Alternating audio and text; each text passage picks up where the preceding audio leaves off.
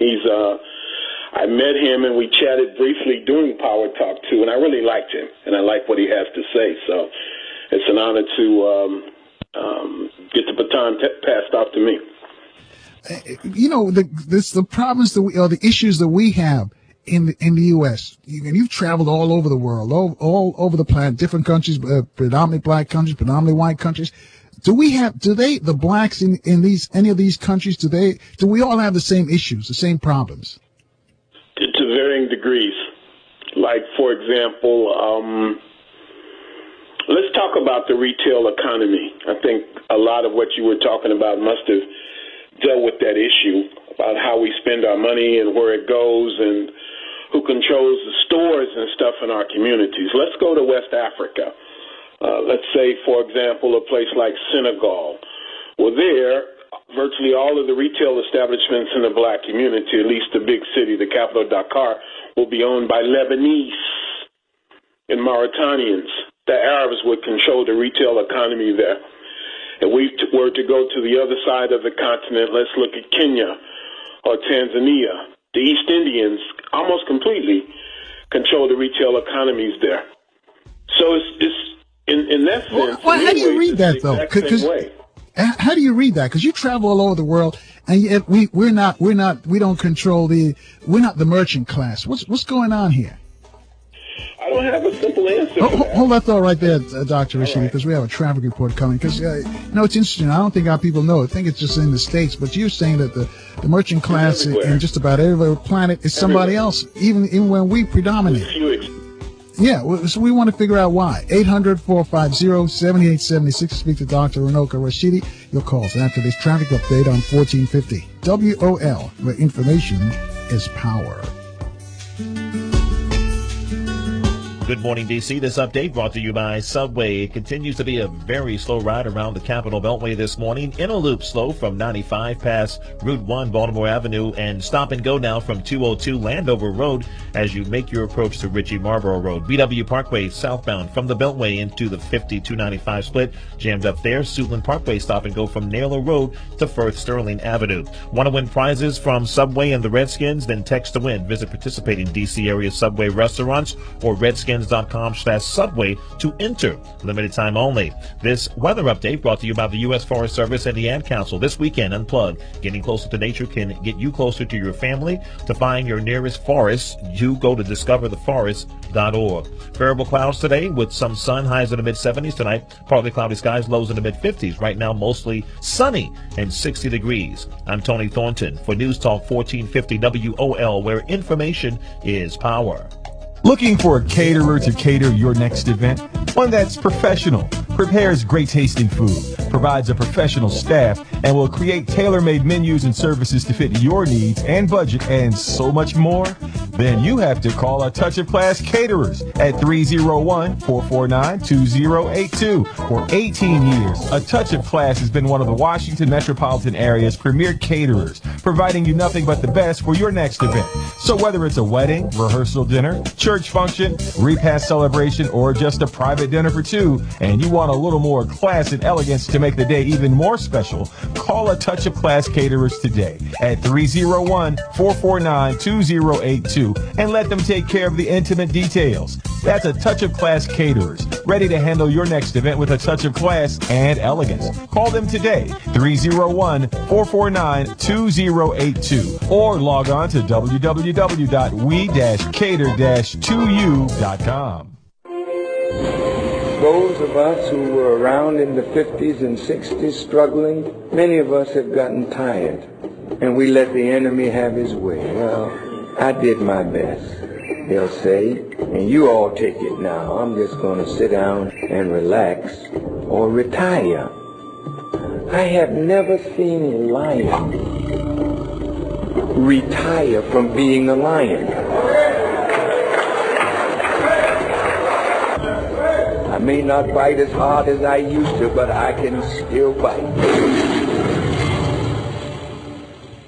Don't miss the Farrakhan Speaks broadcast this and every Sunday at 8 a.m. until 9 a.m. right here on WOL 1450 a.m., where information is power. That's the Honorable Minister Louis Farrakhan on the air this Sunday at 8 a.m. If you missed last Sunday's message, you have to hear him this Sunday. Don't miss it.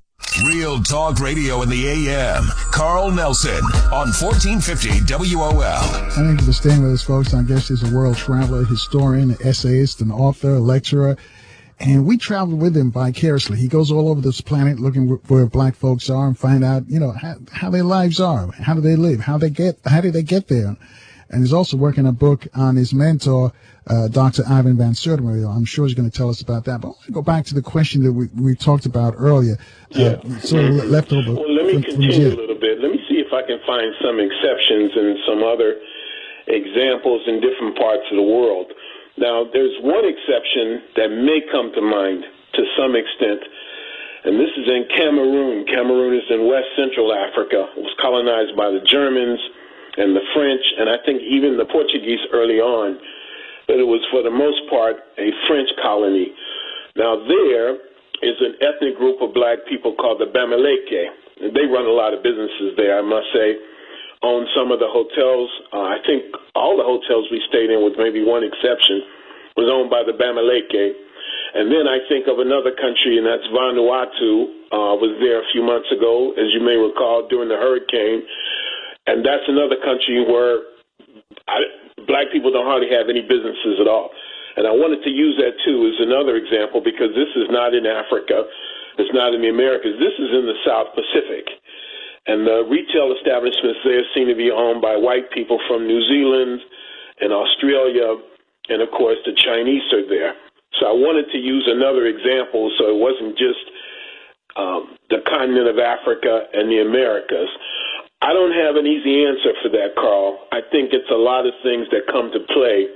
I think that deep down, and we've talked about this again and again in one form or another, this whole thing about Ubuntu, and Africans seem to have no problem accepting other people, welcoming other people, giving their money to other people, marrying other people, giving African culture away, in essence, selling it, and being proud of that. And I think other people take advantage of that, and we allow them to some extent to take advantage of. Let me say one more thing. It would be easy to say that we are that way as a result of enslavement and colonization. It would be easy to say that, and a lot of people will say that. But you have to ask the question then, what led us to be in a position where we were colonized and were invaded? In other words, if the problems that we have as a people are the result of colonization and enslavement and white supremacy, what were the factors? And again, these are very powerful questions, maybe the most powerful questions, that allowed us to be caught up in that to begin with. And it's not an easy, simple, cut and dry answer for that. Maybe that's the problem, that we look for simplistic, black and white, cut and dried answers to very complex issues. And maybe that's not the right way to go. Yeah, because I remember you went to Guyana and I think Trinidad and Tobago, and these are countries which you figure out that at least the blacks there would control at least most of the merchandising in these countries, and they don't. And you start to figure out that what's is there something wrong with this? Can't we have our own businesses? Can't we sell and promote and do business with each other? Do we have to have someone that we have to buy from all the time? Or is it because we've been programmed that way? Do they study us more to make us always instead of the producer class, we're the other way around? Maybe all of the above. But just as sure as we were to say right now, this moment, black people need to support other black businesses, black people need to support each other, somebody just as sure will call in or at least think to say, well, I just love everybody, and I just want the best business I can get. And I see no reason to patronize just black people. And the bottom line, a brother or sister would say, well, you're just a racist. You're just like they are. And in a sense, we justify our own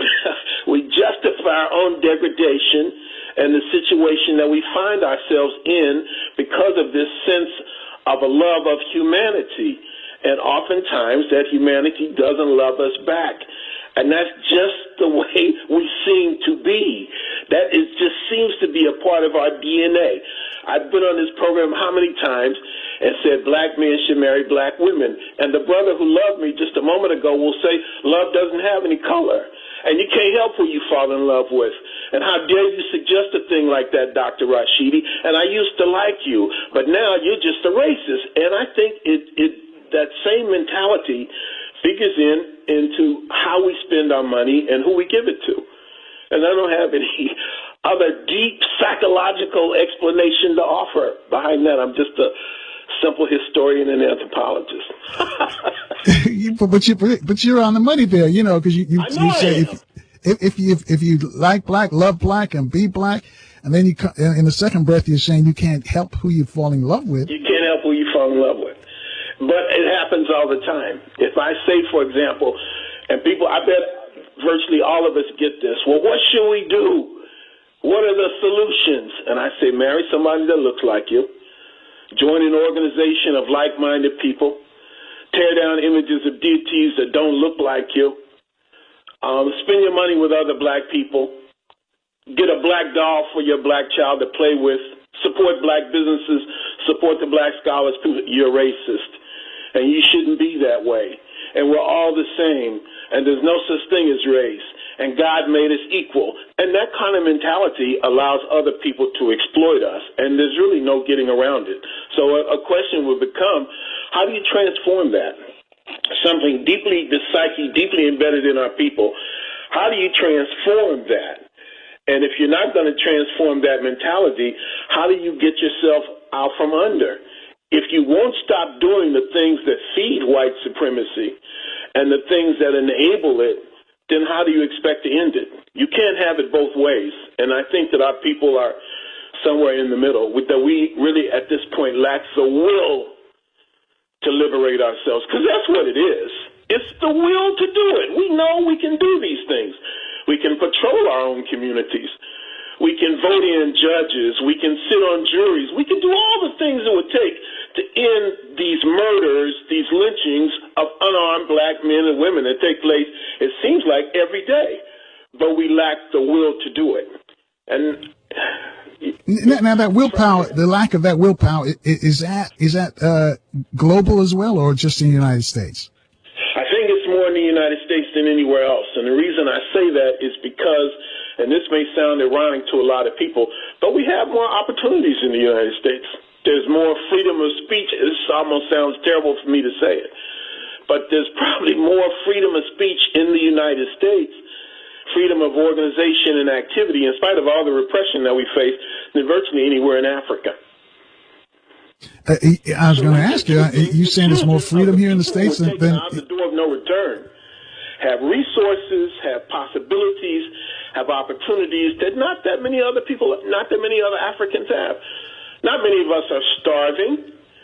We may not have what we would like, but in terms of Africa, the average sister and brother, I've been in 30 African countries, and I know there's a danger of speaking generally, but the average African in Africa is just trying to make it from day to day, to feed his or her family, to have electricity, to have clean running water.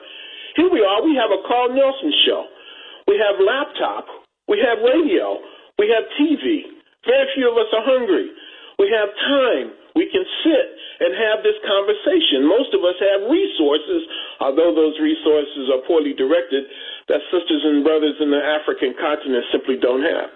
And I find that a tremendous irony that the very descendants of the people who were taken out of the door of no return can have such a profound impact on the future of the entire African world. And that's just the way it is. All right, hold that thought right there. We're going to step aside for a couple of announcements that folks want to speak to you already. Number to call to speak to Dr. Runoko Rashidi, 800-450-7876. We'll take your phone calls next. It's The Big Show. It rolls on from 1450 WOL, where information is power. This is the sound of one person walking. This is another.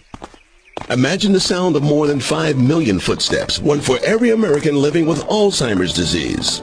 Now add in the millions more who feel its effects and think about the impact we make when we all walk together to put an end to Alzheimer's for good. Join the Alzheimer's Association Walk to End Alzheimer's. Walk with us in D.C. on October 24th. Sign up today at alz.org/walk. That's alz.org/walk.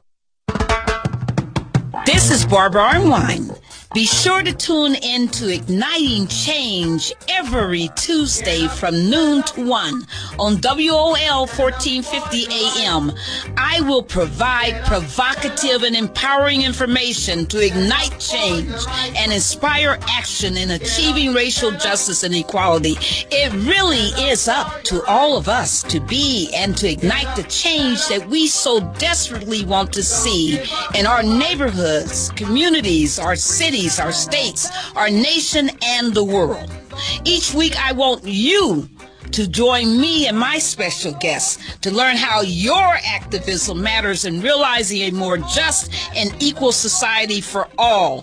Ignite change with me every Tuesday from 12 to 1 p.m. Together, we can make a difference. Visit barbaraarnwine.com for more information.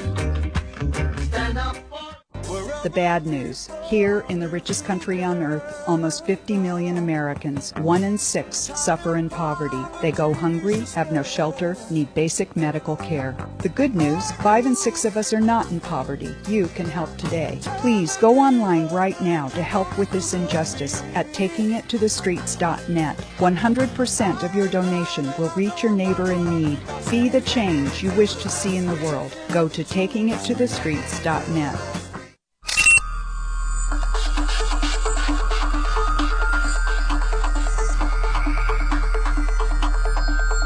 Real Talk Radio in the AM. The #1 morning show. #1 on everybody's list. Carl Nelson on 1450 WOL. And thank you for staying with us and our guest, Dr. Runoko Rashidi. As I mentioned, we travel with him vicariously. He goes all over this planet looking for our people and comes back and tells us what they do and how they live and how they got there. And you'd be surprised at so many of the countries that on the planet that Runoko has visited. As he told you, he's been to 30 of the 51 or 52 African countries that they are. 800-450-7876, the number to call to speak to him. Let's go to line 1. K.O.'s joining us from D.C. K.O., you're on with Dr. Runoko Rashidi. Thank you very much, Brother Carl, the world's greatest talk show host on the world's greatest talk show. And Brother Runoko Rashidi, we really love you, brother, and I've seen you and went to your lectures, and I thank you for all your research and your work and your balanced mind and all of that, okay? Thank you. Would you agree with me that I guess since you've been around the world and seen our people all over the world, the different ethnicities or whatever, would you say that we as a group are a spiritual people? Yes. Okay, then would you agree with me that this image of God, although they say it's Jesus, but it's so confusing. They made Jesus God, okay, and they put that image around the world. Do you think because we're such a spiritual people worldwide, and that image was given to us as a people worldwide for the last, 2,000 years, you think that might have a lot to do with why we submit so much to people who don't look like us? Maybe part of it, not the totality of it. So, for example, the last few days I've been doing some research on African people in the Arab world, in places even in North Africa and West Asia, Algeria, Morocco, Egypt itself, Tunisia, Lebanon, Jordan, these parts of the world, and Africans there in the United Arab Emirates, those areas, Africans tend to be on the bottom there too. In some cases, even more pressed than in the so-called Christian countries. If you go to India, a place that Carl has allowed me to take you all to on numerous occasions, you have the Dalits, the black untouchables. They're the victims of Hinduism. And so I wouldn't attribute it necessarily to Christianity or images of white Christ. I would say that it's a part of the malady that confronts us, but I would not say that it's in large measure responsible for it, just a part of it. Okay, last question. You think, okay, that's brilliant. What about, you think maybe as a group worldwide that we don't seem to see the world in a materialistic way as much as others, or we don't see the world as a competition as the way others do. You get my point? I don't know if I would break it down to materialism and that we are less materialistic than other people. I just think, and here we're talking about perhaps 1 billion black people around the world. So, I mean, It's very easy to generalize that. But I would say, if you look at black people in Australia, in the Pacific Islands, in Asia, in Africa, Europe, the Americas, essentially wherever we find ourselves, there are certain things that we seem to have in common. And one of those things that we seem to have in common is we don't seem to be as aggressive as other people, not as ruthless. Yesterday was Columbus Day, and people were talking about Columbus and how Columbus had such a destructive impact on the Americas, on the world for that matter, not just Native Americans, but ultimately the enslavement of Africans themselves, etc.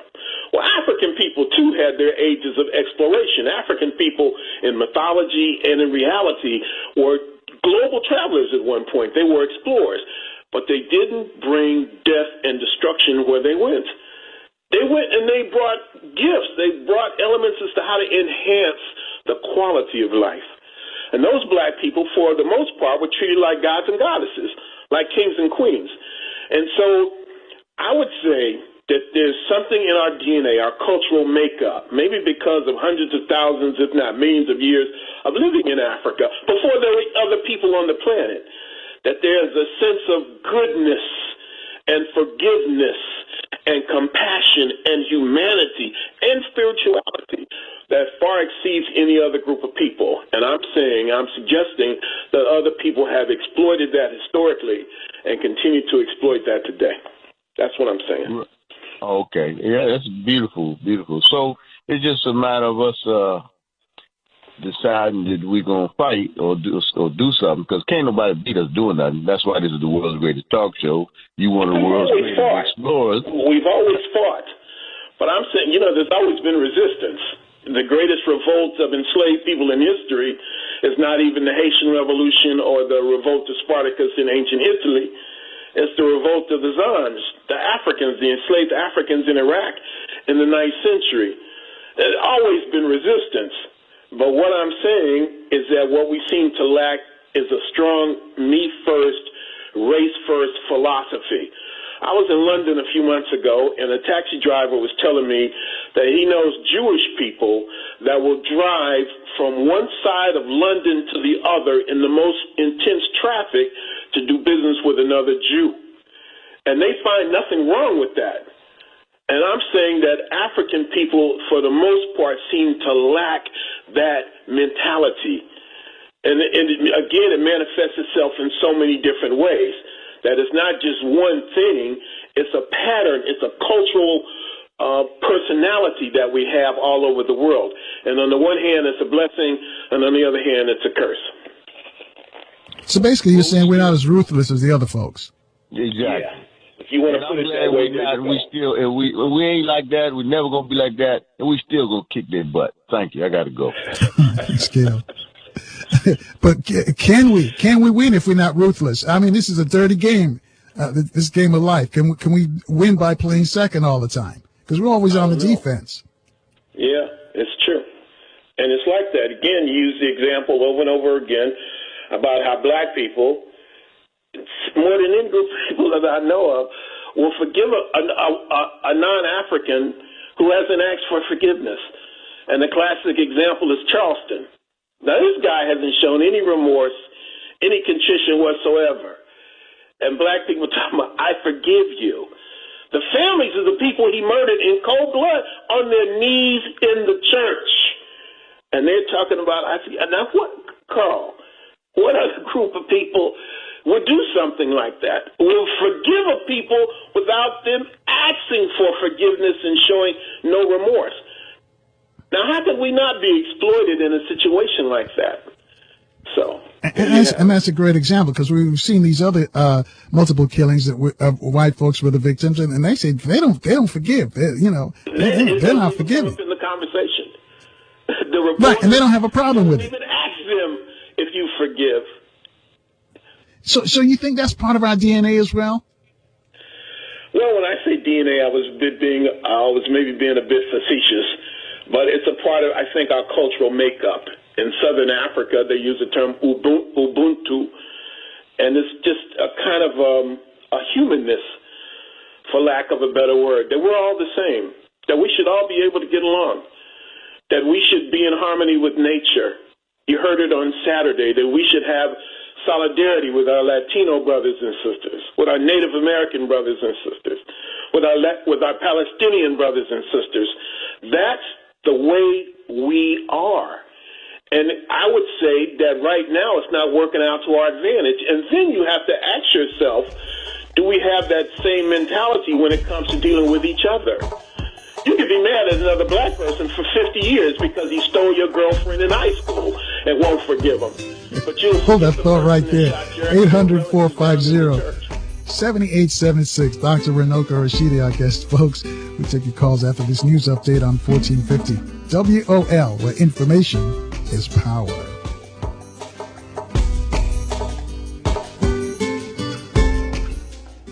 Good morning. I'm Doug Parrish. Here's the latest from News1.com, brought to you in part by American Association for Cancer Research, Finding Cures Together.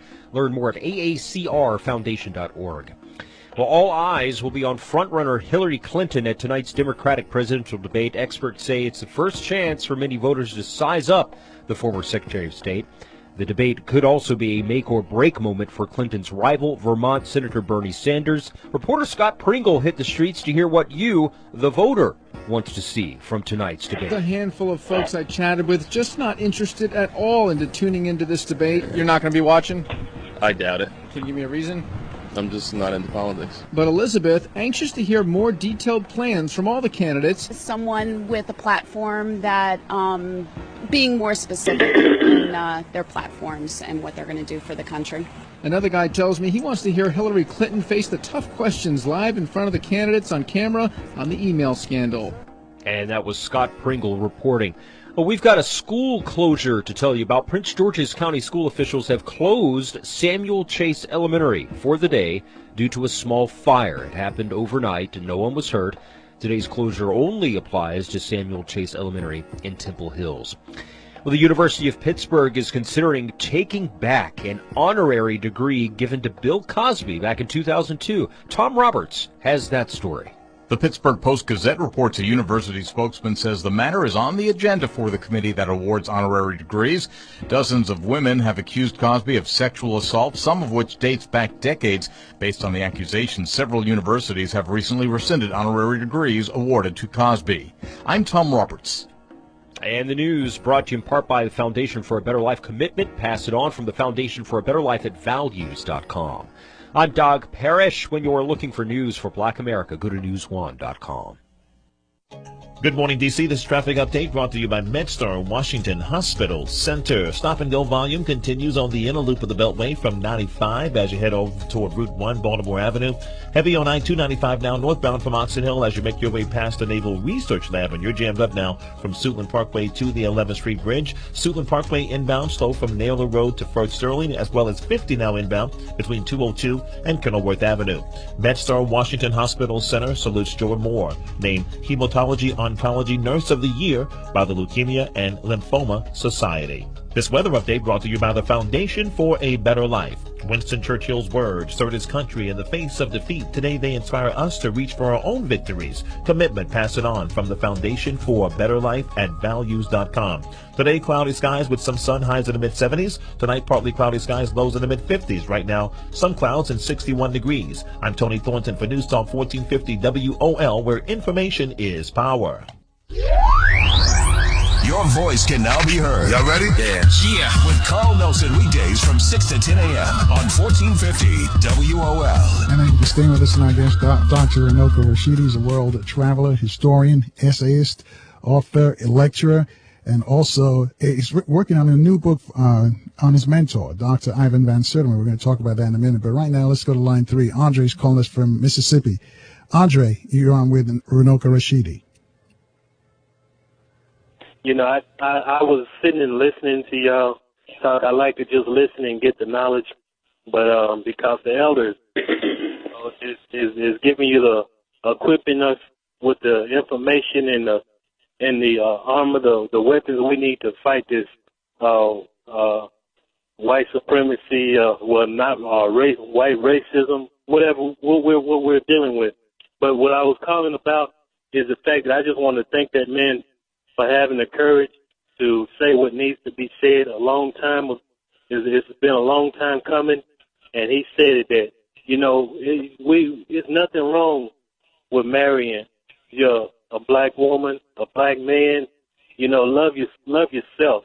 You know, because, you know, when I look in the mirror at myself, I love myself. And when I see people that look like me, I love them too, because, you know, black people and recognize the talent that they have, the beauty, the wisdom, the knowledge. I mean, we got so much to offer. That's why everybody pray on us.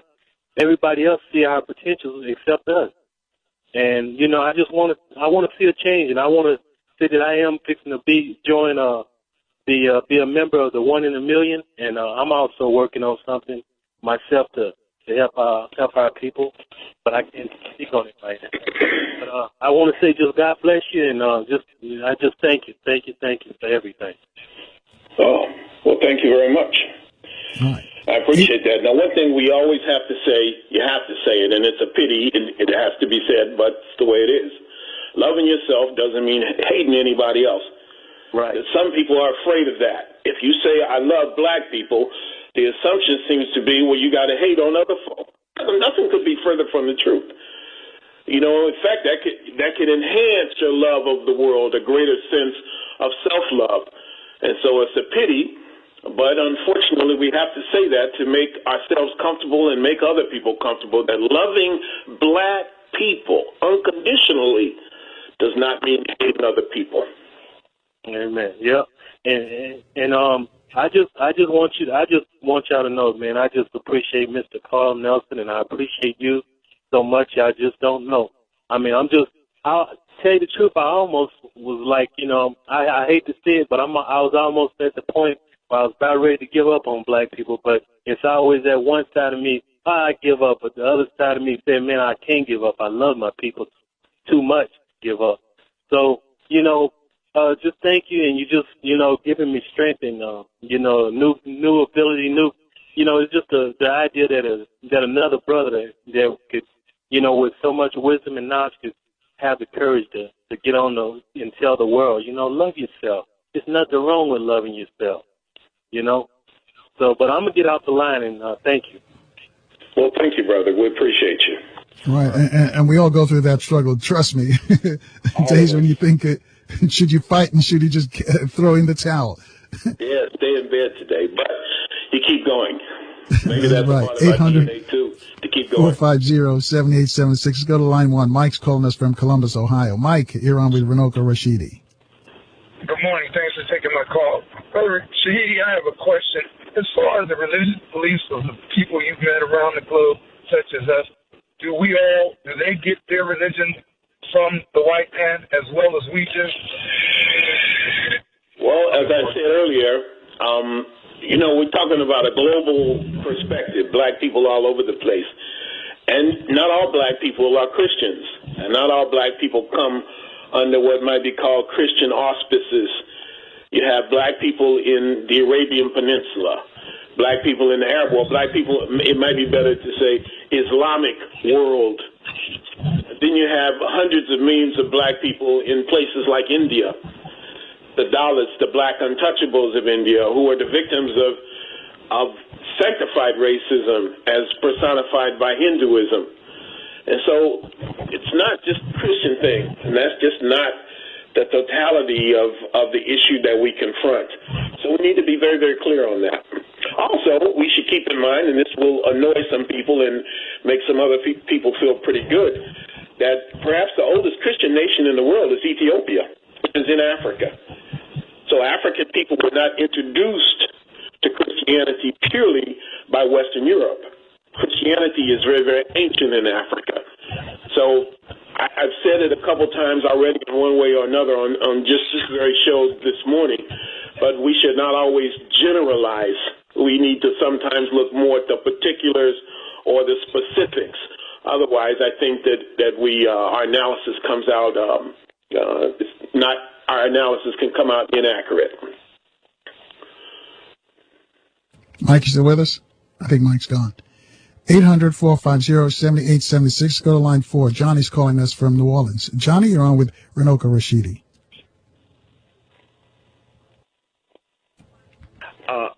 I wanted to ask a question in reference to what the caller was discussing earlier when he had mentioned that perhaps this situation with black people just not as ruthless, given what seems to be going on globally with our people not being, I guess, in control of various resources wherever you tend to travel at on the planet. But also it seems that we have a certain compassion, not only as was seen by the inclusion of other individuals at the anniversary for the march this past weekend, but also by whenever you see something going on, whether it's the Palestinian conflict, you always see black people having some type of compassion and sympathy for what's going on. It's like with the Syrian conflict, black folks seem to be having compassion and sympathy for what's going on, but yet I notice whenever these individuals come to the United States, they seem to have no problem continuing to exploit us, continuing to, refer to us by all kind of derogatory terms and names, and it seems that they have no problem, staking their claim in our communities and taking advantage of us when, for the most part, most black people that you will talk to will have nothing but compassion for these various groups with their particular plight that they may be going through in their country. And I just wanted to kind of go to another stance and ask a question of Dr. Rashidi in terms of, is it perhaps something as well to deal with, not only as you was mentioning, perhaps our DNA or cultural makeup, but the fact that by us being, I guess, the original or the origin of humanity, or the progenitors of essentially everyone, whether, through biological evolution or even through a test tube, the fact that perhaps because we have this sort of responsibility of being the mother and father of civilization and of humanity, that perhaps is that a reason why we tend to be the only ones, besides white supremacy, but also is that perhaps a reason why we tend to be the only ones that seem on the planet, for better or worse, even to our demise, we tend to show compassion for everyone in that particular struggle? Well, I would say we're not the only ones, but we do it in probably greater numbers or preponderance than other people.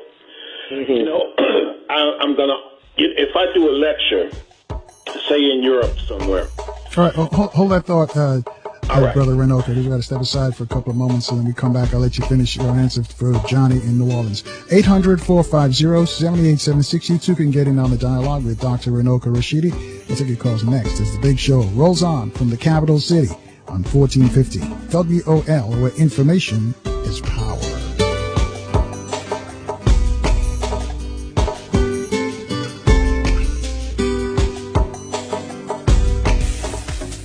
What's wrong, Tina? Where are you coming from? I am just coming from the dealership getting my Mercedes-Benz service. Do you know it cost me $500? $500? Girl, you should have gone to Magic Benz in Hyattsville. Their A services are only $250 and B services start at just $250. They are my premier specialists and have up to 40% off dealer prices and 100% satisfaction guarantee. But how did I miss this? But there's more. They offer professional services, tire replacement, balance and rotation, engine cooling system flush, body work for all Mercedes, and more.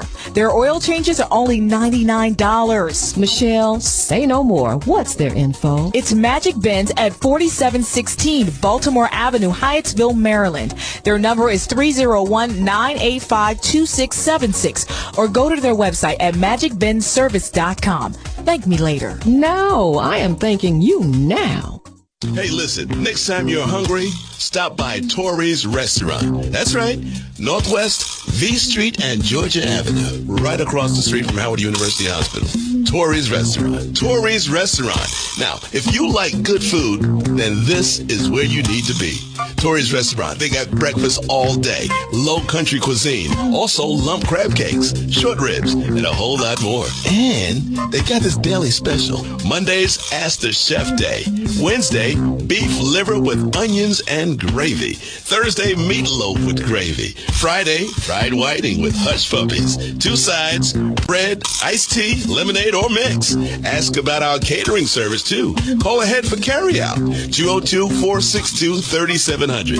Tori's Restaurant, 700 V Street at Georgia Avenue, Northwest D.C. Right in front of Howard University Hospital. That's Tori's Restaurant, 202-462-3700.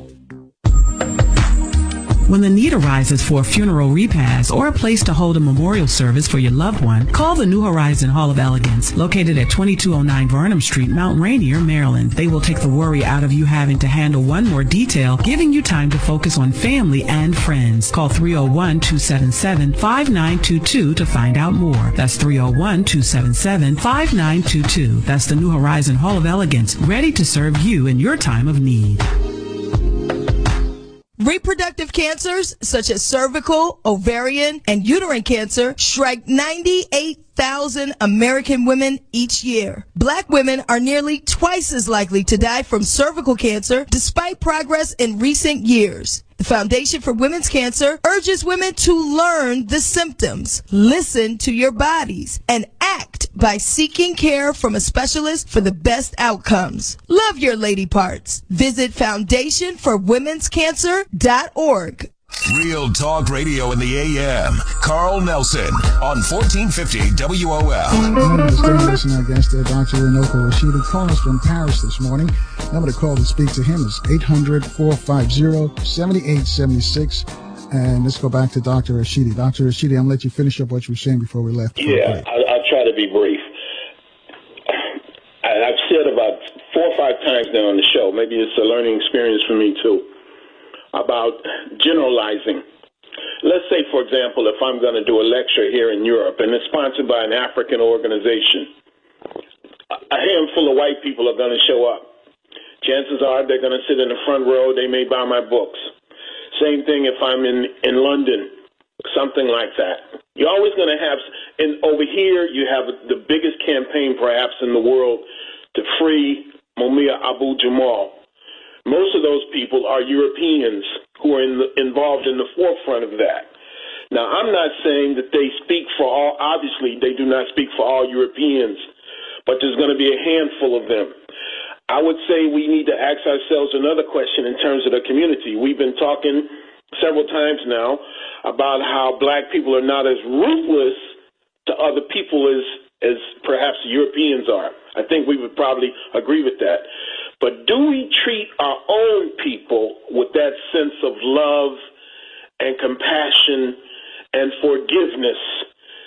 I think what right now I would say that perhaps having all the answers is not the most important thing. It's not essential.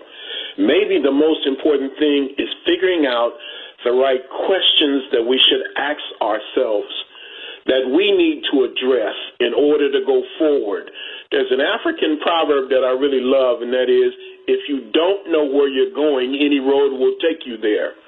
Well, in order to know where you're going, you need to know where you've been. And that gives you a sense of who you are and what you are and where you go.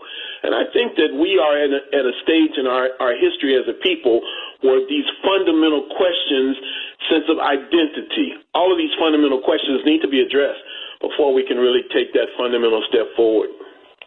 And I was told to ask you about if you're familiar with a guest that we had on, Dr. Hefni, Mustafa Hefni. He's an Egyptian. He's a Nubian. And when he came to the States, and I guess when you're certified as an American citizen, they tell you what race you are. They told him that he was white. And they said that all Egyptians are supposed to be designated white. And he's been fighting this for a couple of decades now, trying to prove that he says he's black. You look at him, he's a brother, straight up. But he has to designate himself as white because he's Egyptian, and they say all Egyptians declared white. If you're from sub-Saharan Africa, then you're black. But because he's from Egypt, he has to say that he's white. And he's a professor who lost his job actually at Wayne State University in Michigan because of that. Because he wouldn't stipulate. They said they say you're white, and he says no, I'm black. And they said, well, the paper says you're white, and they going back and forth, and he wouldn't concede, so they fired him. So my question to you, because I know you've been to Egypt several times, do the Egyptians consider themselves white? Does the State Department or whatever, when you become a naturalized citizen, say that you are white? I don't know about it from a legal perspective. I would say that the Egyptians in general think of themselves as Arab. Now, how that's interpreted, white, black, brown, polka dot, I don't know. But I know that they don't see themselves, for the most part, as African people. They see themselves as Arabs. The official name for Egypt is the United Arab Republic. And I think that you could say the same thing for most of the people in North Africa. Now, here in Paris, I interact with them all the time. Tunisians, Algerians, Moroccans. They would see themselves as Maghrebians. They would see themselves perhaps as Arab. They might even see themselves as North African. But if you were to call them black or insinuate that they were black, you would have a fight on your hands. And so that's how I would respond to that. I would have loved to have heard the interview. I've been hearing about that brother for years now, but I've never had the pleasure of actually meeting and talking with him. So in Paris, how do they treat you, knowing that you're an American? Are you treated differently than the Africans? Yeah. Some people really do make a distinction between African Americans and people from the motherland itself. And then here, you have different kinds of Africans, even from Africa. You have the sisters and brothers from Guinea and Senegal and Mali. They are one group. They tend to wear traditional African clothes. You could tell they're Muslim, and they're very, very traditional. And then you have other sisters and brothers from places like Cameroon and Gabon and Benin and Togo. And they're much more, I hope they don't get mad if I say this, they're much more French culturally. They have a tendency to dress like other Europeans do, and they fit in easier. And then you have the Africans in places like Martinique and Guadeloupe in the Caribbean. And these sisters and brothers are legally French. They are French citizens. So you have all of these different groups of African people here, and they're not monolithic either. And no one really speaks for all of those African people. If you go to some of these European countries, at least some of these European cities like Paris, London, Amsterdam, you sometimes think you're in Africa or you're in the Caribbean because you have large African populations. But the African communities in some ways are so diverse that they don't see themselves as one people. So in London, you would have the Ghanaians, you'd have the Nigerians, you'd have the Kenyans, and then you have the Jamaicans. And no one really speaks with one voice when it comes to representing these African people. And that leads us to another question or issue, and the issue of African identity. So many of us see ourselves as African Americans or Haitians or Senegalese or Ethiopians, or even within those communities as Amhara or Oromo. So when you talk about Africans, a word that would embrace hundreds of millions of people with diverse backgrounds and origins around the world, that's no easy trick. And we are doing something that's really historic, something that's never been done before, to wield a sense of international identity that for the most part has never been done, perhaps never even been challenged, or an issue that perhaps hasn't even been posed before. Well, would you say that Garvey tried that? Garvey tried it. Garvey came closer than anybody else. And that's why I'm a Garveyite, a proud Garveyite. But even Garvey, I'm not sure if he talked about the black people of the Pacific Islands. Garvey is the first person I know of to talk about what he called the hundreds of millions of Negroes in India. And there were organizations like the UNIA among Aboriginal Australians. But what we're talking about is even broader than that. And that's a challenge I fully embrace. All right, hold that thought right there. We got some people who want to speak to you. I'll let you get to Dr. Runoko Rashidi after this weather and traffic update on 1450 WOL, where information is power. Good morning, D.C. This traffic update brought to you by UPSJobs.com. Suitland Parkway still pretty heavy now heading inbound from just before Branch Avenue as you head toward First Sterling Avenue. 50 inbound also stop and go from 202 to Kenilworth Avenue through Landover. And outer loop of the Beltway just before Annapolis Road, we have the right lane taken away for a car fire. Your delays begin from Andrews. Now seeking part-time package handlers in Chantilly to work the sunrise or twilight shift. Package handlers can now graduate debt-free with thousands in education assistance. Apply now at UPSJobs.com/radio. This weather update brought to you by RCN Internet Redefined. Get RCN's mega fast 155 megabit internet at fantastic prices. It's mega fantastic. RCN Internet Redefined. 1-800-RING-RCN or RCN.com. Today expect some sun. High is in the mid-70s. Right now some clouds and 61. I'm Tony Thornton for News Talk 1450 WOL, where information is power. Moving today or tomorrow and not sure who to call? Well, your worries are over. Ted's Moving and Hauling at 301-254-8221 is your one-stop place to call when you need to move from your apartment, home, or office. Ted's Moving and Hauling is one of the best, with experience and professional movers to handle all your needs with no job too large or too small. Ted's can do it all. Call now to find out more. 301-254-8221. That's 301-254-8221. Need something hauled away? Ted can do that too. Ted's Moving and Hauling is one of the best, and with some of the best prices in town. So, if you need to move uptown, downtown, or out of town, call Ted's Moving and Hauling today at 301-254-8221. That's 301-254-8221. That's Ted's Moving and Hauling, moving you from your home, office, or church. Call Ted's today at 301-254-8221.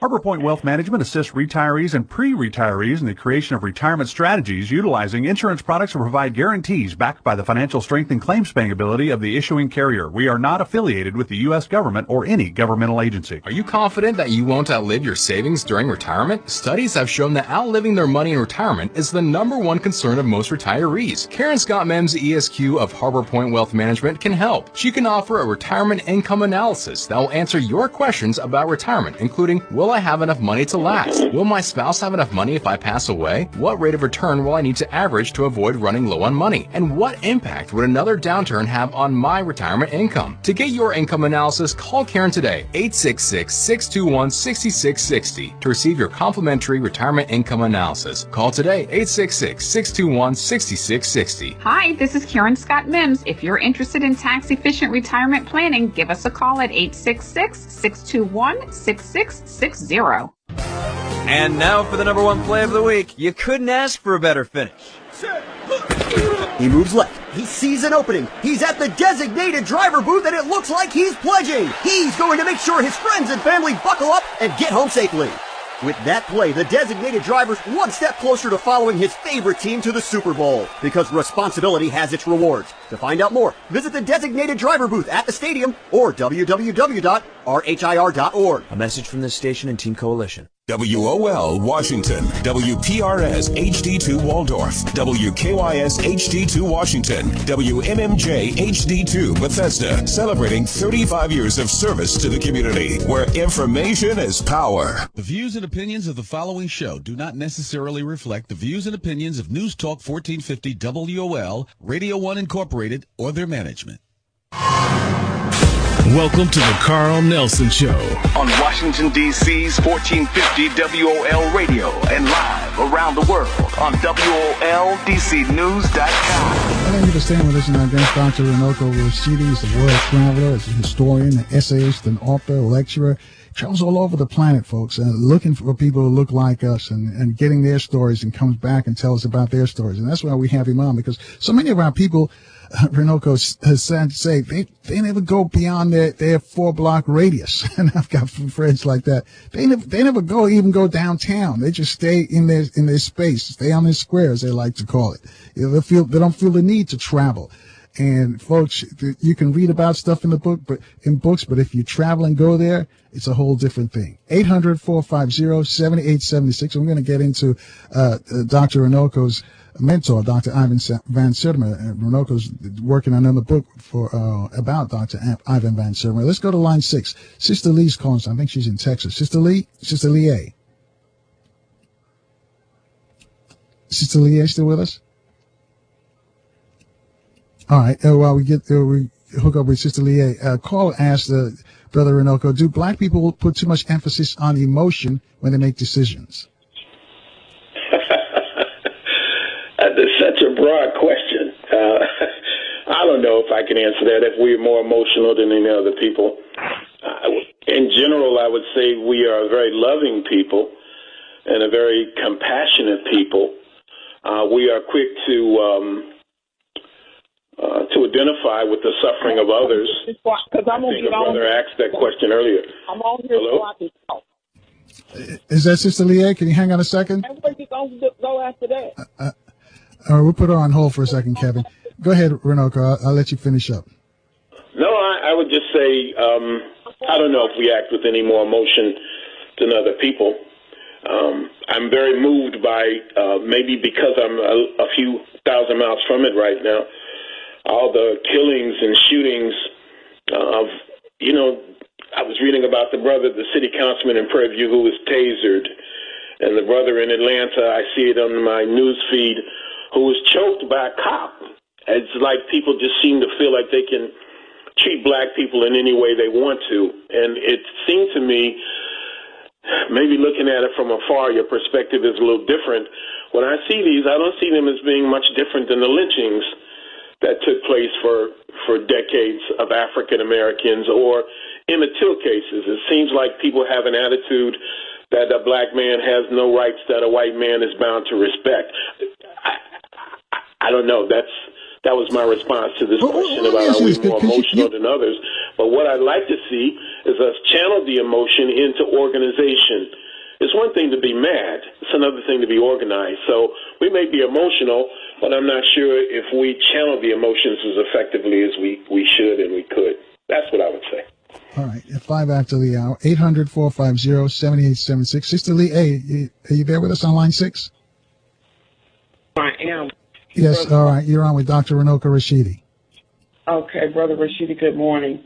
Good morning. I just wanted to throw this out here. We brag or we talk about that we are the original man and woman, and that would mean that we are also the original beings that begin to disobey and rebel against the Creator. And that would make us the original devil, and the other people would be the grafted devil. So our main objective as the leaders of the originals is to turn back to the Creator in atonement, repentance, and really studying the laws or the clues that are contained in the scriptures for our well-being. And I believe that once we do that, we'll see that it'll teach us how to eat right, walk right, live right, and what days to observe other than the present holidays such as Christmas and all of this stuff that we're getting into that as spiritual people we really don't have any need for, because everything that we do and say vibrates the electrons in the universe, and we get what we give. That's my comment. All right. Okay. Brother, thank you for your comment, Sister Lee. Hey, Brother Runoko, you want to comment on that? That's mostly theological. It's something I'm really have no expertise in and not terribly interested in. All right. Let me ask you this then, because you've been traveling globally for a while. Before President Obama was elected, after he was elected, and his second term, and overseas, especially with the brothers and sisters you come in contact with, have they changed their version of President Obama? Again, that's a real broad question. I suppose it depends on who you talk to and where you are. I think some people are disappointed that the world wasn't miraculously changed the moment he became president. But I still think that people, black people in general, hold Barack Obama in high regard. And I think that, if anything, I would say that the Obama presidency has been a plus for black people, African Americans, and their image around the world. All right. And I know you're working on a book about your mentor, Dr. Ivan Van Sertima, tentatively called the Van Sertima Papers. How's that coming along? Actually, the book came out in May. It's available for sale. I want everybody to know. I think it's one of my best works. It's called Uncovering the African Past, the Ivan Van Sertima Papers. It's 316 pages, published by a black publishing house out of London called Books of Africa. It has a beautiful introduction by Dr. Charles Finch, who I consider one of our greatest living scholars. It's an excellent book, beautiful photographs, all original pictures. A lot of it deals with Kemet, writing about Egypt, my writings that I did for Van Sertima that have never been reprinted or republished. There are new pieces on the African presence in America in ancient times. A lot of new materials about Van Sertima himself. You know, Dr. Van Sertima just died in 2009, and his memory is already starting to fade a little bit. And some people have never heard of him. You know, so I thought that it was a part of my job in writing this book to rescue one of our greatest scholars from. Hopefully we haven't lost Runoko. Okay, we'll see if we can work on that. He was talking about Dr. Ivan Van Sertima. And, of course, he was one of our great scholars. As Runoko mentioned, he passed away in 2009. Runoko's calling us from Paris, actually, so I may have lost his phone line for a moment. 800-450-7876 is, they tell me his line dropped. So we'll get Runoko back in a moment. Just want to remind you, while we're working on getting Runoko, hooking him back over Runoko, Dr. B is going to be here in a few days. Also, blogger Brandon from the Huffington Post is going to join us. We're going to talk politics. He's going to look at the races so far on the Democratic and the presidential side. Also, Mark Mannerheim is going to return, and also Dr. Tate's going to be here. Dr. Tate, for all that ails you, you know, we can't find any of these struggles unless we're in great health. So Dr. Tate will be here to take your calls at 800-450-7876. So why don't you tell your friends to, you know, to lock us in at 1450 WOL. You know, just go to the App Store, you know how to do it, and download the app 1450 WOL. You can take us anywhere around the world, like in Paris where Brother Runoko is. Runoko. Yeah, I don't know what happened. Maybe that's my punishment for dismissing that last question about theology and what have you. But I was saying that the book is out. It came out in May. Right. Hold that thought about the book, because we got to step aside. We have a traffic report coming up. So hang on a second. I'll let you talk about the book on the other side, and also some folks want to talk to you. You too can join the conversation with Runoko Rashidi, calling us from Paris, France. Pullis Road, we have that car fire now. The right lane and transition lane are blocked. Looks like your delays now are building, beginning from Pennsylvania Avenue. DC 295 heavy now southbound from Eastern Avenue to Pennsylvania Avenue. And as you head into Southeast on I-295 heavy from the bridge over Oxon Creek into the 11th Street Bridge. Get super fast 155 megabit internet, awesome TV and phone at an amazing price. It's awesome-azing. RCN Entertainment redefined. 1-800-RING-RCN or RCN.com. This weather update brought to you by Compassion International. Every child deserves enough. That's what you can give to a child in poverty when you sponsor through Compassion International. Find out how at compassion.com/radio. Clouds today with some sun, highs in the mid-70s. Tonight, partly cloudy skies, lows in the mid-50s. Right now, some clouds and 61 degrees. I'm Tony Thornton for News Talk 1450 WOL, where information is power. Looking for a caterer to cater your next event? One that's professional, prepares great tasting food, provides a professional staff, and will create tailor-made menus and services to fit your needs and budget, and so much more? Then you have to call A Touch of Class Caterers at 301-449-2082. For 18 years, A Touch of Class has been one of the Washington metropolitan area's premier caterers, providing you nothing but the best for your next event. So whether it's a wedding, rehearsal dinner, church function, repast celebration, or just a private dinner for two, and you want a little more class and elegance to make the day even more special, call A Touch of Class Caterers today at 301-449-2082 and let them take care of the intimate details. That's A Touch of Class Caterers, ready to handle your next event with a touch of class and elegance. Call them today, 301-449-2082, or log on to www.we-cater-2u.com. Those of us who were around in the 50s and 60s struggling, many of us have gotten tired, and we let the enemy have his way. Well, I did my best, they'll say, and you all take it now. I'm just going to sit down and relax or retire.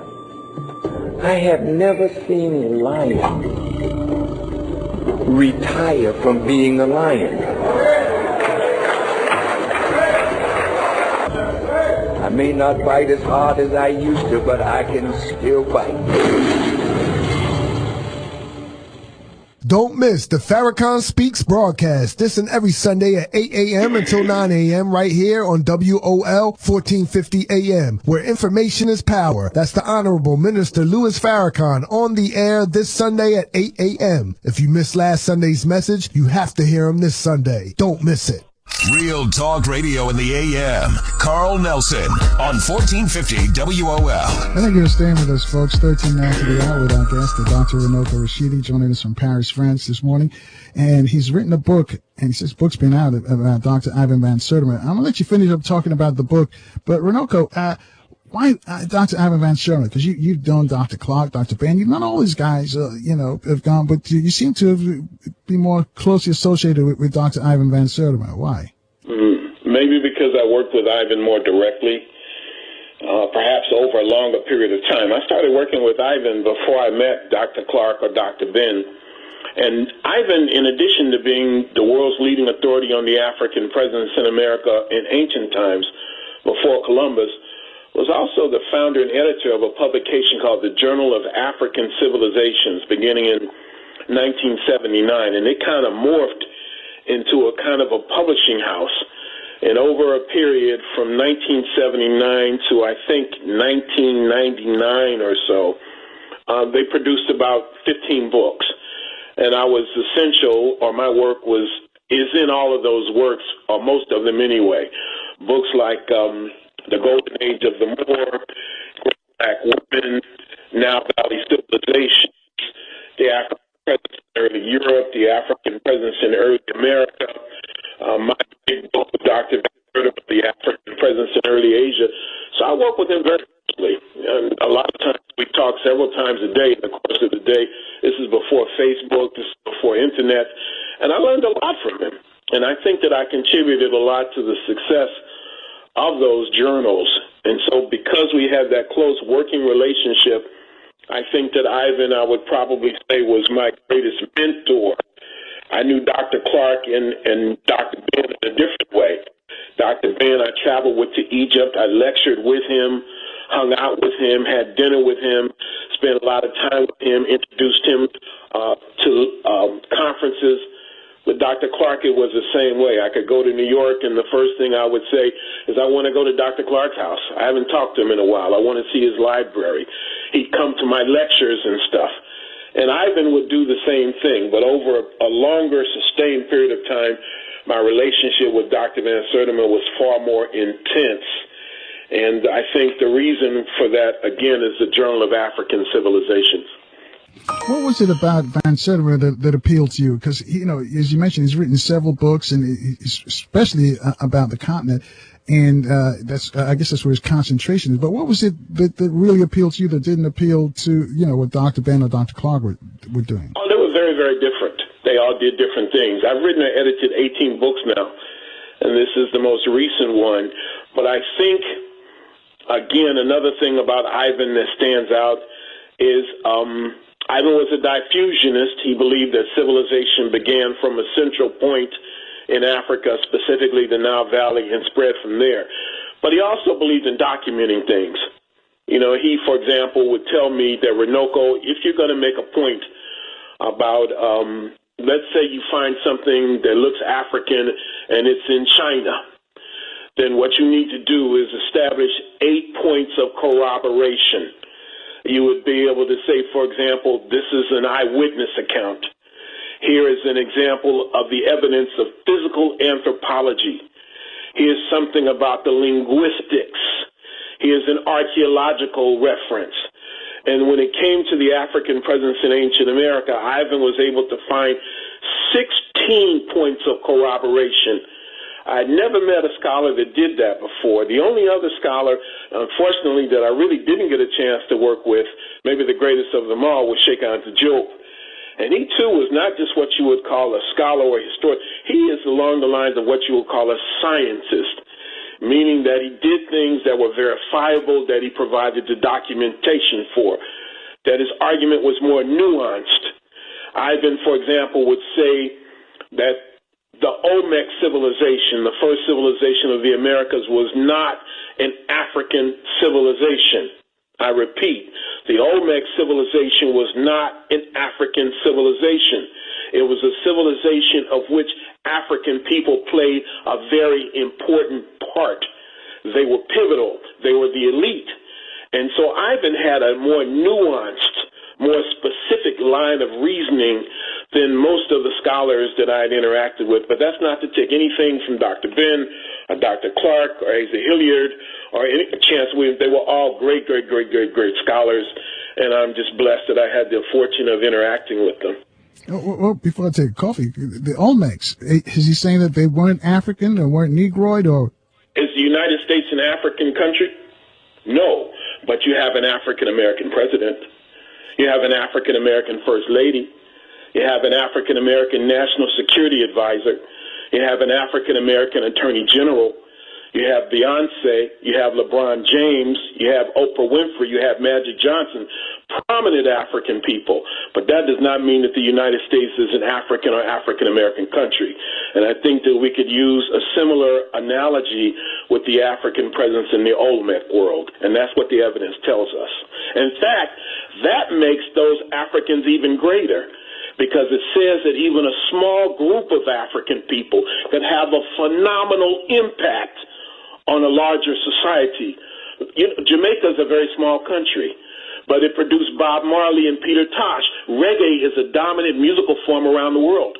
African Americans in the United States are maybe, 20, 30, 40 million people. And yet through music and art, hip-hop, we have an impact that's phenomenal around the whole world. You hear about hip-hop artists in Afghanistan now, in the Koreas. They're not black, but it shows the influence, the impact that the African creative genius has had. And the Olmec world was no different than that. I get the analogy. 800-450-7876, 20 after the hour. Let's go to line 3. Amir's calling us from D.C. Amir, you're With Dr. Runoko Rashidi. Greetings, Brother Carl, Dr. Rashidi. Good afternoon. I want to give you some information that our reparation attorney, Dr. Robert L. Brock, passed over a week ago. Oh, I didn't know that. I'm sorry to hear that. And we're making preparations now for the funeral service, and the funeral itself will be held in the area of Santa Ana, California. Okay. And Dr. Brock was reaching out to you, Dr. Wilson, Dr. Umar Johnson, Attorney at War, Alton Maddox, and many of those who participated in the Power Conference in his last days. And he wanted to, have a meeting on going forward.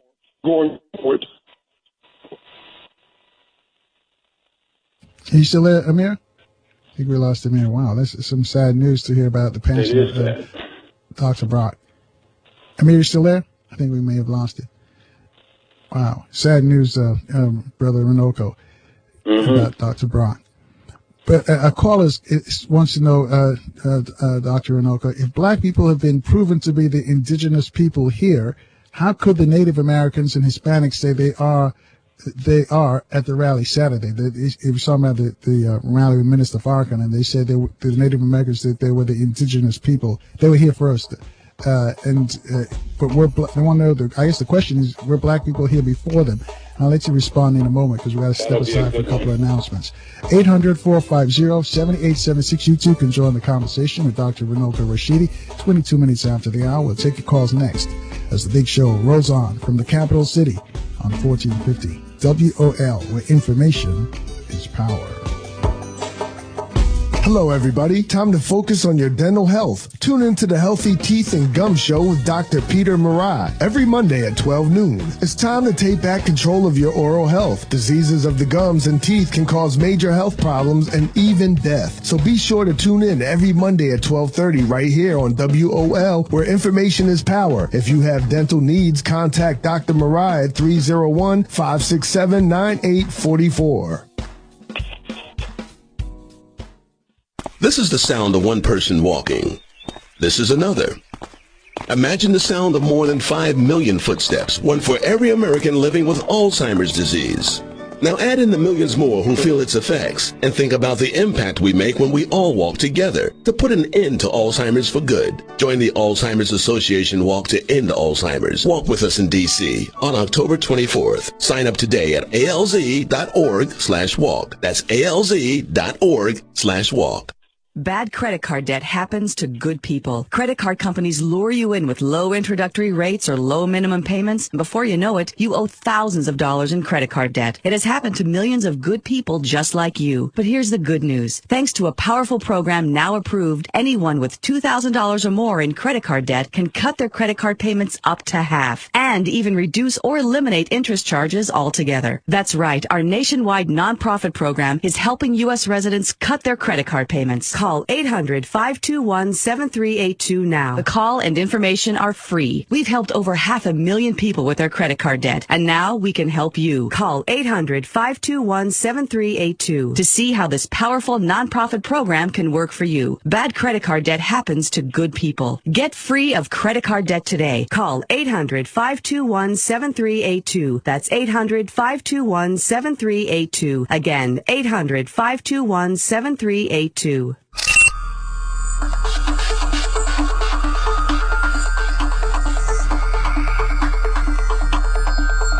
Real Talk Radio in the AM. The #1 morning show. #1 on everybody list. Carl Nelson on 1450 WOL.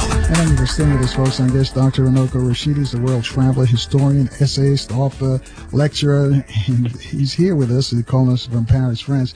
And one of the callers asked, the question, let me just read it for you, Dr. Rashidi says, if black people have been proven to be the indigenous people here, how could the Native Americans and Hispanics say they are? Saying that they are at the rally on Saturday. And before you answer, let me say we talked about this with Dr. David Hemotep last week, and he mentioned you during the discussion. But I'll let you respond to the caller's question. No, David's a good brother. I like him, and he's a tremendous scholar. I don't know if we agree on all of the essential points, but I have a lot of respect for him and the work that he's doing. I think that we all agree that the first people to set foot on the shores of the Americas, the Western Hemisphere, originally came from Africa. Africa is the mother continent. And from Africa, humanity spread tens of thousands of years ago. And some of those Africans or people of African heritage would have ended up in the Americas. That's what DNA tells us. That's what physical anthropology tells us. Of that, we are pretty clear. Now, let's suppose that those first people, those first black people, came to the Americas, let's say, 50,000 years ago. When we talk about the Native Americans in a modern context, I think that what we're doing is talking about the people who were here when the Europeans came, led by Christopher Columbus.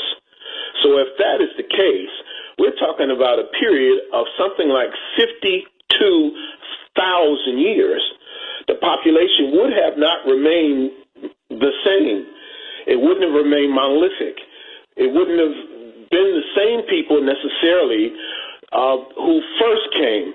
The first people who came to the Western Hemisphere would necessarily be the people who were here in numbers when the Europeans came. We can say the same thing about the rest of the world. Let's look at Europe, for example.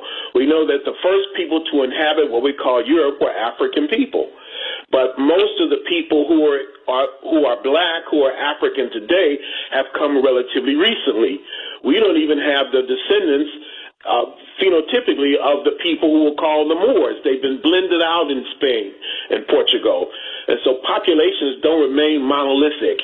And so I guess if the Latinos, the Hispanics, American Indians, Native Americans, whatever term we're going to use, bear that term, it's because they were the people who were here when the European came. The Aztec, the Maya, the Apache, et cetera, et cetera. I hope that makes sense. All right. It does to me. Hopefully it makes sense for most of the folks who are listening. If you disagree, give us a call at 800-450-7876 if you dispute what Dr. Runoko Rashidi said. You talked about the Moors, though. Interesting that you talk about the Moors, and you say they've been blended out. Yes. Tell us about this. You mentioned Alexander Pushkin. Was he a Moor? And did he identify as a Moor? No. Well, let me go back and change that. There's a book that's just been published in English by my publishing house, Books of Africa. I'm looking at it right now. It's called Abraham Hannibal, Prince of Legon, Pushkin's African Ancestor. Pushkin's African ancestor was a man named Ibrahim Hannibal. At least that's the name that he was given. And he actually came from Cameroon. He did not come from Europe at all. And he wasn't Moorish, unless you consider the word Moor a synonym for African or black people. So this brother Hannibal ends up in Europe around 1700. And he's given as, actually a little earlier than that, and he's given as a gift to the Tsar of Russia, Peter the First, or Peter the Great, who adopts him. And he is the godson of Peter the First, founder of the city of St. Petersburg, one of Russia's great historical figures. He's the ancestor of Pushkin.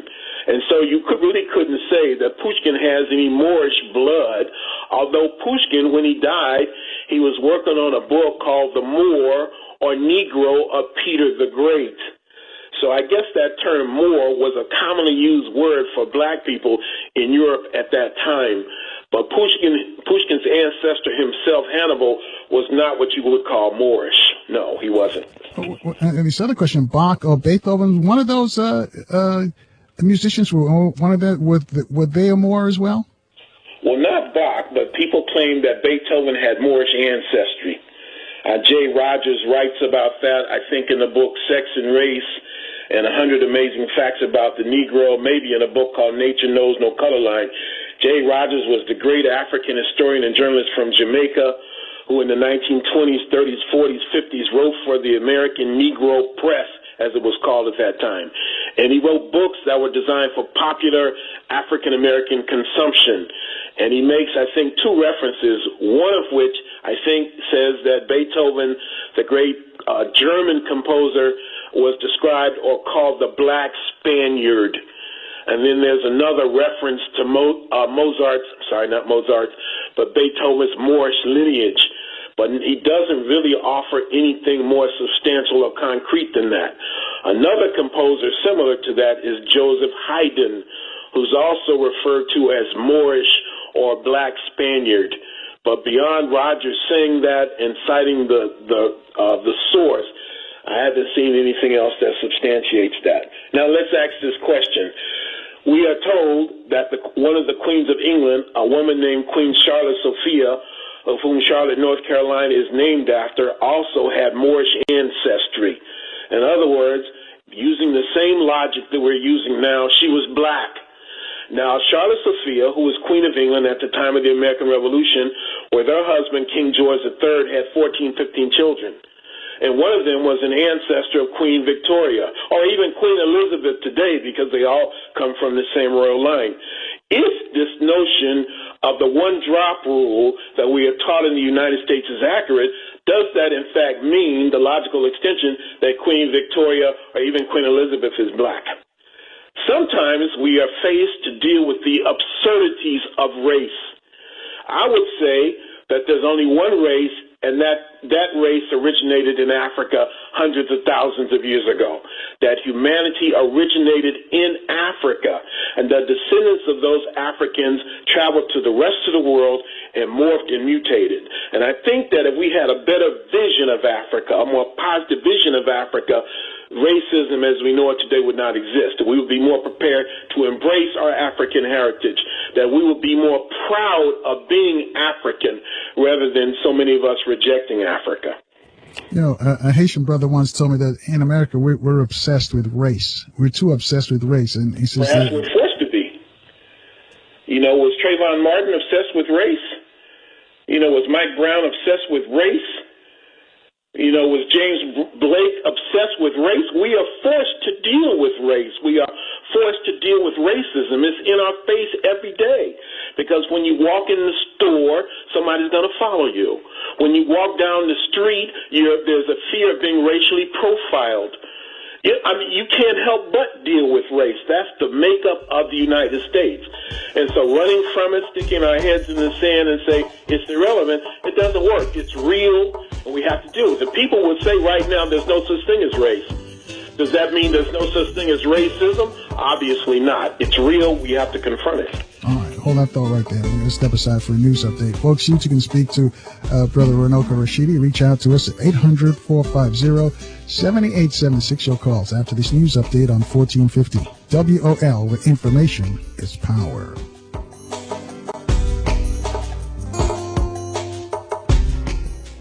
Good morning. I'm Doug Parrish. Here's the latest from News1.com, brought to you in part by the Foundation for a Better Life. Commitment, pass it on from the Foundation for a Better Life at values.com. A pedestrian is hospitalized in serious condition after being struck by a D.C. police SUV. The accident happened yesterday as an elderly man tried to cross Connecticut Avenue Northwest near L Street. A police officer also sent to the hospital with non-life-threatening injuries. Now, some witnesses say the SUV had its sirens on and the pedestrian was crossing against the light when the crash happened. Former Maryland Governor Martin O'Malley is hoping for a strong showing tonight as he participates in the first Democratic presidential debate. Now, in most polls, Hillary Clinton has the lead as the Democratic contender, and there could be more surprises in the Democratic race for the White House. National correspondent Joe Gomez has more. Tonight is the first Democratic national debate, and there's a lot of speculation that Vice President Joe Biden may jump into the race in time to take part in it. In fact, CNN has reserved a special podium for Biden. A new Reuters poll also shows that nearly half of all Democrats wish he was in the race for president. Meanwhile, confirmed candidates like Hillary Clinton, Vermont Senator Bernie Sanders, and former Maryland Governor Martin O'Malley are gearing up. Are the things we are doing working to achieve a better result or not? That's O'Malley in New Hampshire. I'm Joe Gomez. Well, the Washington Post says it will try to appeal a court ruling in Iran that found one of its reporters guilty of espionage. Reporter Jason Rezaian was arrested last year while working as a correspondent in Tehran. Meanwhile, the State Department is calling for Iran to drop all charges and release Rezaian. The news brought to you in part by UPSJobs.com, now seeking part-time package handlers in Chantilly. Apply now at UPSJobs.com/radio. I'm Doug Parrish. When you are looking for news for Black America, go to News1.com. Good morning. This WL Traffic Update is brought to you by the Crohn's and Colitis Foundation. 295 southbound still very slow from Eastern Avenue to Pennsylvania Avenue. Outer Loop northbound 95 and 495 to 450 Annapolis Road. The vehicle fire was cleared up, but it's still very slow all the way from Route 4, Pennsylvania Avenue. Trying to get up to 450 right now. Very heavy and slow on the outer loop. Inner loop still slow to the Wilson Bridge. Each day, more than 1.6 million Americans suffer with Crohn's disease or ulcerative colitis. Support the Crohn's and Colitis Foundation of America to help and to find cures at ccfa.org. Now your WOL weather forecast brought to you by Subway. For today, partly to mostly cloudy, chance of a shower, high near 76. Partly cloudy overnight down to 53 for low. Tomorrow, a sunny day and a high near 68. Want to win prizes from Subway and the Redskins? Then text to win. Visit participating D.C. area Subway restaurants at redskins.com/Subway to enter. Limited time only. Steve Hirshhorn for News Talk 1450 WOL, where information is power. Your voice can now be heard. Y'all ready? Yeah. With Carl Nelson weekdays from 6 to 10 a.m. on 1450 WOL. And thank you for rolling with us this morning, folks. 23 away from the top of the hour with Dr. Runoko Rashidi. As you know, he's a world traveler, historian, essayist, he's an author, lecturer, and he also joins us here occasionally, and we live vicariously through his travels. He goes around the globe going to find out where black folks in these different enclaves are and how they got there and what they do and what their lives are like. And because you'd be surprised. many of them don't know a lot or care what's going on in the rest of the world. 800-450-7876. And I say that if Dr. Runoko Rashidi is in your town, if he's speaking, you better go out and see him, because, you know, what he talked about on the radio, he'll back it up, showing you with slides and other information when you see him live. And also, he takes tours, and I've been privileged to go on 2 tours with him. So if you get a chance to go on tour with him, you should take advantage of that as well. 800-450-7876, line 3. Kwaku is joining us from Maryland. Kwaku, you're on with Dr. Runoko Rashidi. Good morning, gentlemen. How are you? We're good, brother. How are you, Kwaku? All right. You know, I was late getting your book, Uncovering the African Past. I didn't realize it was out, you know, the Sertima papers, and finally I contacted you and got it. And I got to say, although I'm only about halfway done with it because I read slow and underline and take notes, I'm really enjoying this book, and I'll tell you why. You go around chapter, there's a chapter that discusses, let me just find it here for a minute. Give me a second. Yeah. Talking about J. Rogers with Lionized Van Sertima, that's the chapter. And the writer writes in that chapter, the problem is that scholars who support the status quo in the academy, who argue that there was no ancient African or oceanic presence in Central America, have financial institutions backing them, basically. And my question, comment is, that's the problem we have. The problem we have is men like you and Browder have to scratch around for money when you have invaluable information and you come up against institutions that they have unlimited resources.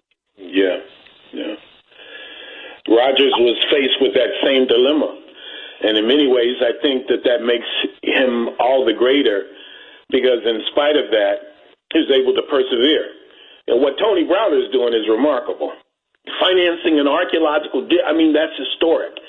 And I really think, at the risk of sounding very immodest, that the work that I'm doing, traveling around the world, particularly going into these museums these days and documenting the African presence, is unparalleled, with very few resources, but with a fierce will and determination, to fulfill, I think, a mission that the ancestors have given us. I think it's Rogers personified that. I have another comment, Runoko, and that is, I did like the discussion on the background of the Nile Valley Conference in 1984. It just gave me some insight into, I saw it, For the People had televised it years ago, a part of it. And, having read almost everybody or everyone who presented there, at least who I saw, and seeing them, and even seeing them in person, just some of the stuff that was written about the conference and the background information and thoughts, I just thought that was enlightening too, letting me know that these are people and they have real problems that real people are trying to work out. And it's just the whole thing. It's just coming together of a lot of information for me, and I appreciate that. And I just wanted to let you know. I appreciate that. I'm trying to finish up 3 books right now. I'm working on a book. It's actually an edited book on the African diaspora for children. And I'm editing an online volume on the life and works of Dr. Ben. And I'm finishing my biggest book. I can do all of this by the end of the month if I really put myself to it. And this is a semi-autobiographical travel book. This book's going to be about 500 pages. But what I really, really want to do, and I can't wait to get started, is writing a book, a new book, something totally different, on the African presence in museum collections around the world. On this recent trip, I've been in, I think, 4 European countries. I started in England, then I went to Denmark, very interesting, and then to Austria, another fascinating place with an African history, and then the Czech Republic, and now in France. And the things that I have found in these museums, I don't even have words for it. Phenomenal stuff. And I want to put that in a book, too, and that's something that I think nobody's really effectively done before. Yeah, so thank you, brother. That's fine. All right, thanks, Kwaku. You just mentioned you got back from Denmark. Did you see a lot of blacks and are there any Danish blacks? Black Danes? No. In fact, being black and being Danish are antithetical. Danish identity is something that's very exclusive. That was explained to me by some of the black people living in Denmark. First of all, there's not a lot of black folk in Denmark to begin with. And Denmark's a racist country, and it doesn't have much diversity. And part of being Danish is your European heritage.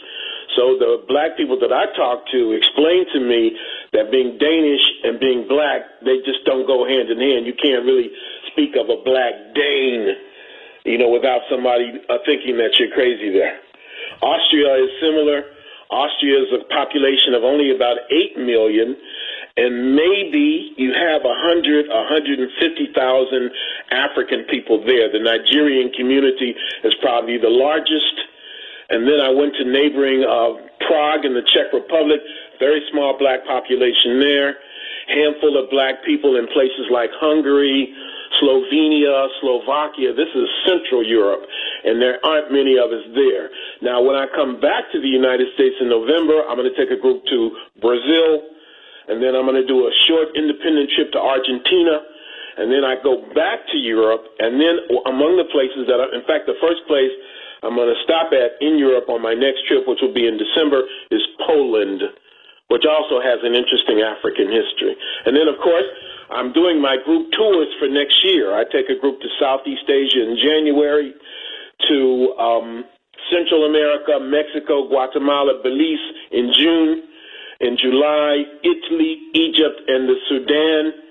And then next October, we do Togo, Ivory Coast, and Ghana. So those are my tours for next year. All right, and went with Runoko to Egypt and to Ethiopia. Interesting tours, both of them. It's like studying when you go, but you learn a lot about the people and the culture. You just don't go as a tourist. A lot of people, when they travel, make a mistake, and they want American-type food and want American-type lifestyle instead of trying to, just get into the lifestyle of the country that you're in, because you're only going to be there for a couple of days. But it's fascinating to go on these trips with Runoko. 800-450-7876. Go to line 1. Carl's waiting for us in Palm Beach, Florida. Carl, you're on with Dr. Runoko Rashidi. How you doing, family? My question, Rashidi, is, how our research scientists that are born here in the continental America, at least those who are the non-immigrants, we do a research on others outside of our boundaries. I was wondering, is there a cluster of other black people across the globe that have studied us and our reality and our investment and have an accurate, comprehensive knowledge of us like we have of others? Have you met that kind of cluster? Where would that be located on the planet? Well, different scholars around the world. I regularly get correspondence from sisters and brothers in India, black people in India, who are doing research on African-American studies, African-American women writers, African-American religion, the Black Panthers. There's an organization, in fact, a series of organizations in India called the Dalit Panthers. Dalit is a word that the Black Untouchables use. It means crushed, broken, and oppressed. And so you have groups there called the Dalit Panthers. I've met with them, and they take their inspiration from the Black Panthers in the United States. And these are black people in India now. So there are similar groups of sisters and brothers in the motherland, very similar. On one of my trips to Uganda, maybe my best trip to Uganda. Right. Hold that Uganda story for a second, Brother Runoko. We've got to step aside for a couple of announcements. I'll let you finish up on that. Folks, you two can get in on this dialogue real quickly. 800-450-7876. Your call's next. It's the big show. It rolls on from 1450 WOL, where information is power. Hey, listen, next time you're hungry, stop by Tori's Restaurant. That's right, Northwest V Street and Georgia Avenue, right across the street from Howard University Hospital. Tori's Restaurant. Tori's Restaurant. Now, if you like good food, then this is where you need to be. Tori's Restaurant. They got breakfast all day, low country cuisine, also lump crab cakes, short ribs, and a whole lot more. And they got this daily special. Mondays, Ask the Chef Day. Wednesday, beef liver with onions and gravy. Thursday, meatloaf with gravy. Friday, fried whiting with hush puppies. 2 sides, bread, iced tea, lemonade, or mix. Ask about our catering service, too. Call ahead for carryout. 202-462-3700. 3700. Torrey's Restaurant, 700 V Street at Georgia Avenue, Northwest D.C., right in front of Howard University Hospital. That's Torrey's Restaurant, 202-462-3700. This is Barbara Arnwine. Be sure to tune in to Igniting Change every Tuesday from noon to 1 on WOL 1450 AM. I will provide provocative and empowering information to ignite change and inspire action in achieving racial justice and equality. It really is up to all of us to be and to ignite the change that we so desperately want to see in our neighborhoods, communities, our cities, our states, our nation, and the world. Each week, I want you to join me and my special guests to learn how your activism matters in realizing a more just and equal society for all. Ignite change with me every Tuesday from 12 to 1 p.m. Together, we can make a difference. Visit barbaraarnwine.com for more information. Okay, so Sarah, I'm dropping you off at Emily's? Yep. And Josh, you're going to? Soccer, Dad. Soccer practice. Right. Oh, by the way, I just wanted to let you know when I pick you both up, I'll be wearing my short shorts. What? No! Yep, and my dorky dad hat, and I'm going to do my dad dance for all your friends. They'll love it! Seriously? Why? Because I like my short shorts. Of course, I could be talked out of it if you guys would just buckle up your seatbelts without giving me a hard time. It's important to get your kids to buckle up for safety, no matter what it takes. And sometimes, all it takes is your parental powers of persuasion. Okay, we're buckling up. See, all buckled. Good choice. I'll just have to do my dad dance at dinner time. What? No! Do what you have to make sure your kids are wearing their seatbelts, even on short drives. Never give up until they buckle up. A message from the National Highway Traffic Safety Administration and the Ad Council. Visit safercar.gov/kidsbuckleup for more information.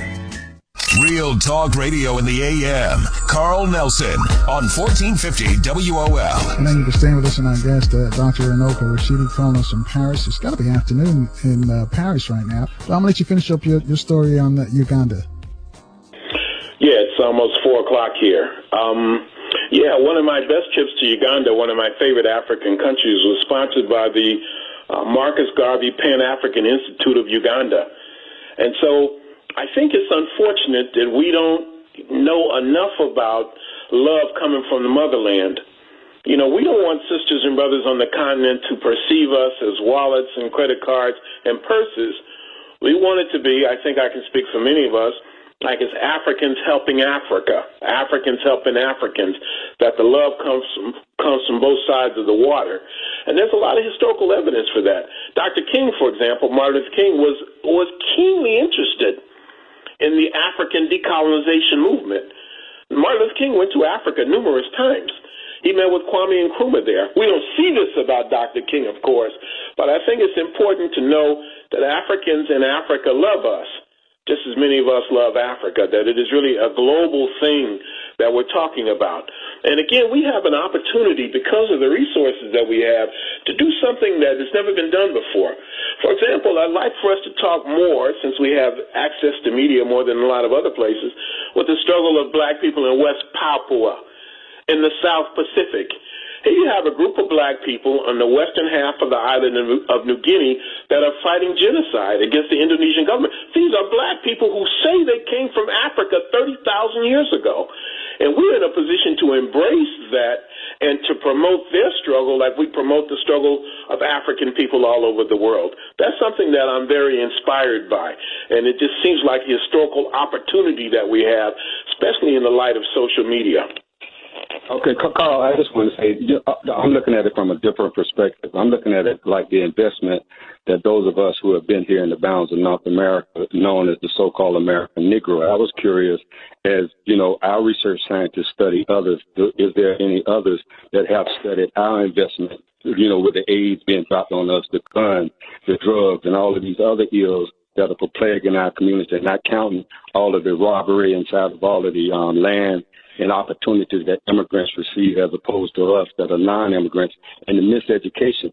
that our big brother, Dr. Carter G. Wilson, was talking about, how we would study along the lines with the educational system that was directed for us and how we would achieve certain things that would cause us to think certain ways, but we still would always neglect ourselves. I wanted to know if there was some people on this planet that know that we've been robbed of our names, our language, our culture, our God, and our religion. And I thought possibly if they had that kind of wisdom about us, it might give them some kind of love and respect for us like we have for them. And I was just curious if there were a pocket of those kind of individuals somewhere located on this planet Earth, and I was looking for them. And to my family, I hope and pray that we look at education, but we look at when education really became really distorted. It was distorted from the very beginning, but in the year 1969 and 1970. Right. I tell you what, Carl, let's give him a chance to respond because we're running out of time.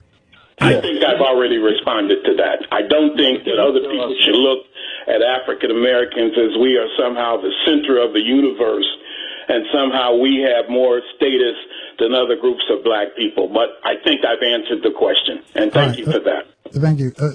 We got a call from Paul. Is just calling us from London. Paul, you're on with Dr. Runoko Rashidi. Can you make it quick for us? Yeah, Carl, I'm telling you the truth. The hairs on the back of my neck are standing up because the great Runoko Rashidi took the words out of my mouth. I know that his mouth gives the point of view. I'm saying profound. He just took the words out of my mouth. The world black people are all around the world, and people need to open their minds and realize that, because that is one of the issues which hold us back as a people. We focus too much on our small little circles, and whenever Rashidi comes on, I'm so overwhelmed to hear the things he says, because even his point on music, hip hop, and reggae is so profound. It's so true, and you would only know that because he travels, he sees the world, and more of us need to do this. All right, let's give him a chance to respond. Thanks, Paul. No, I just say thank you very much. I appreciate that affirmation, and thank you for the positive energy. All right, let's go to line 4. Robert in Kansas City. Robert, can you make it quick for us? I think Robert's gone. We got a few minutes left. Questions they're asking: when are you coming to D.C.? Sister Fahima wants to know if you're going to Cuba. Hey, I've been wanting to go to Cuba for a while, but it's still a bit complicated, and that may be a year, 2 or 3 away. Cuba is one of the places I most want to visit. When I'm coming to D.C., I think the exact date is Friday, December the 6th, or Friday, December the 5th. I'm going to do an East Coast swing that would include hopefully Philadelphia, New York, and Washington, D.C., before I go back to Europe again. And hopefully I'll be on Brother Carl's show again before that to promote that event. Right, and Brother Jamal, let me say this, Carl. If people want to get in touch with me, I know we're running down on time. I have a brand new, excellent excellent website. It's www.drrunoko.com, and it's DRRUNOKO, drrunoko.com. It has most of my lecture appearances coming up, all my tours for 2016, how you can order the book, etc. Please go to this new website. I think you'll like it. All right, and Brother Jamal just shooting just a question. He says, can you ask, and I don't know if you have time to answer it, about your impact of China on African development, the impact of China on African development. If you can do that in about a minute. We need to keep our eyes open. We need to be worried about it. The Chinese have an agenda, and their agenda doesn't necessarily mean the uplift of black people. I think that we need to leverage the Chinese in Africa against the Europeans and American involvement in Africa. We need to develop a plan that's good for African people, and not just a 1-week plan, not just a 1-year plan, but a 10-year plan, a 100-year plan for the development of Africa. This is what other people do. And I think that African people have to look at themselves and say, what is our plan for Africa? How will we utilize Africa's resources? Where do we go from here as a continent and as a global community? You know, having said that about the Chinese, do you see that the AFRICOM, they've increased their footprint all across the continent? I don't know enough about AFRICOM. Most of the people who I hear talk about it don't speak of it in a positive sense. But I'll tell you something else about the Chinese, not just in Africa, but in the Caribbean as well, and in other parts of the African world. So it's not just an African thing, although Africa is at the center of it. And again, if people want to reach me, they can also email me at runoko@hotmail.com, runoko@hotmail.com, and I'm very active on Facebook as well. All right. Thanks, Runoko. We got to run. Running late. Thank you, my brother. Hotep. All right, Hotep. We have a traffic update for our folks in the DMV, and we want you to stay strong, stay positive, stay in the light. See you tomorrow, 6 o'clock, right?